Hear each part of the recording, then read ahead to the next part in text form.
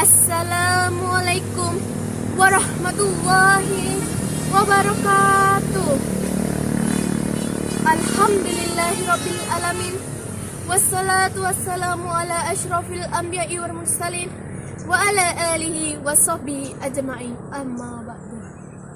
Yang terhormat Bapak Kepala Sekolah SMP Negeri 21 Tanjung Jabung Timur, yang terhormat Bapak Ibu Majelis Guru beserta staf TU, dan teman-teman semua yang saya banggakan. Pertama-tama, marilah kita panjatkan puja dan puji syukur kepada Allah Subhanahu wa taala yang telah memberikan kesehatan jasmani dan rohani. Tak lupa salawat serta salam kita panjatkan kepada junjungan kita, seorang pahlawan yang belum pernah makan bakwan, seorang proklamator yang belum pernah menaiki motor, yakni Nabi Muhammad sallallahu alaihi wasallam. Berkat beliaulah kita dapat hidup tenang tanpa perang, hidup rukun tanpa pentungan. Di sini saya akan membawakan ceramah singkat dengan tema meraih kesuksesan dengan optimis, ikhtiar, dan tawakal. Sebelum saya memulai ceramah ini, izinkan saya memperkenalkan diri. Nama saya Fajar Rahma Zahra dari kelas 9A SMP Negeri 21 Tanjung Jabung Timur. Teman-teman semua yang dirahmati Allah Subhanahu wa taala, setiap orang pasti mempunyai cita-cita dan impian. Nah, Islam sudah memberikan suatu rumusan yang sangat keren sekali dan top sekali, yaitu tentang optimis, ikhtiar, dan tawakal. Kita lihat dulu deh, apa sih optimis itu? Apa itu ikhtiar? Dan apakah tawakal itu? Dalam Kamus Besar Bahasa Indonesia, optimis adalah seseorang yang selalu berpengharapan, berpandangan positif baik dalam setiap hal.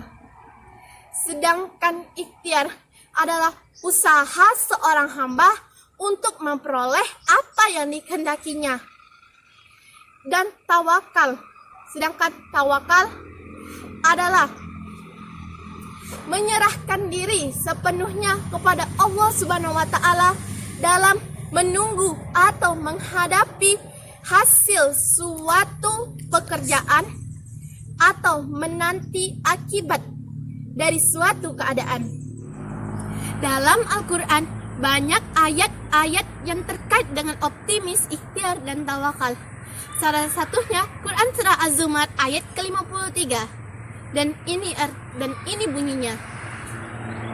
A'udzu billahi minasyaitonir rajim.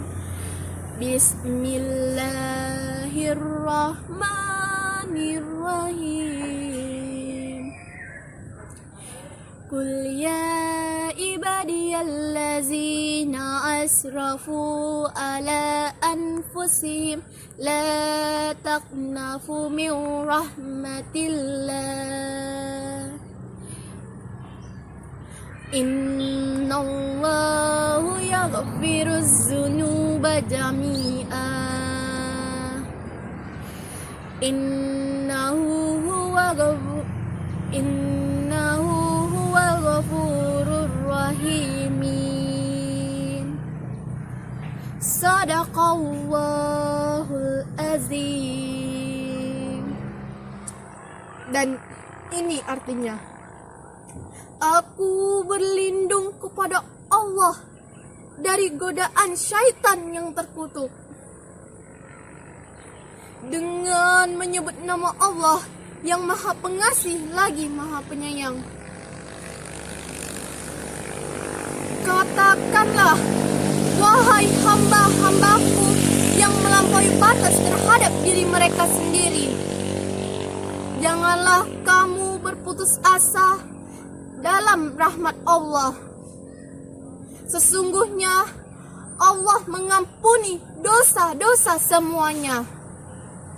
Sungguh Dialah Maha Pengampun, Maha Penyayang. Segala puji bagi Allah dengan segala firman-Nya. Ayat tersebut menjelaskan beberapa hal, yaitu optimis bahwa kita tidak boleh berputus asa dalam melakukan suatu hal. Ikhtiar bahwa kita harus bersungguh-sungguh dalam melakukan suatu hal. Dan tawakal bahwa setelah kita melakukan suatu hal, menyerahkan segala usaha yang telah kita lakukan kepada Allah Subhanahu wa taala dan meyakini dengan sepenuh hati, itulah yang terbaik yang Allah Subhanahu wa taala berikan untuk kita. Maknanya kita harus mengimbangi optimis dengan usaha keras, ikhtiar, dan berserah diri, tawakal. Mengapa sih 3 hal ini harus berjalan beriringan? Apa bisa 2 atau salah satunya saja yang kita kerjakan? Optimis, ikhtiar, dan tawakal ini harus berjalan bersama. Mereka harus bertiga. Jika yang hanya dilakukan salah satunya saja atau hanya 2 yang dilakukan, diibaratkan sebagai segitiga yang tidak sempurna bentuknya. Segitiga ini harus sama sisi antara optimis, ikhtiar, dan tawakal. Bagaimana sih cara menjadi orang yang optimis, ikhtiar, dan tawakal? Cara menjadi orang yang optimis yaitu selalu mempunyai rencana, tidak membuli diri sendiri, dan selalu bersyukur dan berterima kasih. Cara menumbuhkan semangat ikhtiar yaitu dengan menghindari sifat pemalas, selalu belajar dengan rajin, dan selalu berusaha keras untuk menggapai cita-cita. Cara untuk membiasakan diri menjadi orang yang bertawakal yaitu tidak berputus asa dan selalu menambah ilmu. Dalam masa pandemi COVID-19 ini, kita harus tetap optimis, ikhtiar, dan tawakal. Dengan bersama, kita pasti bisa melawan pandemi COVID-19 ini dengan belajar, bekerja, dan beribadah dari rumah, dan tentunya mengikuti anjuran pemerintah, yaitu protokol kesehatan dengan melakukan 3M. Menggunakan masker, menjaga jarak, dan mencuci tangan dengan sabun. Dengan bersama kita pasti bisa. Inilah ceramah singkat saya. Saya akan mengakhirinya dengan sebuah pantun. Saya pergi mengisi daya. Saya pergi tanpa berkata-kata. Inilah ceramah singkat saya. Mohon maaf apabila ada salah kata. Wabillahi taufiq wal hidayah. Wassalamualaikum warahmatullahi wabarakatuh.